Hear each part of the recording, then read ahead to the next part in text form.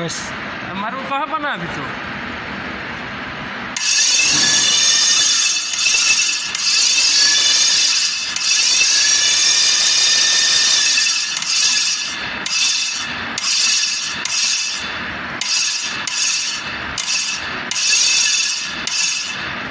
हो गया 10 मिनट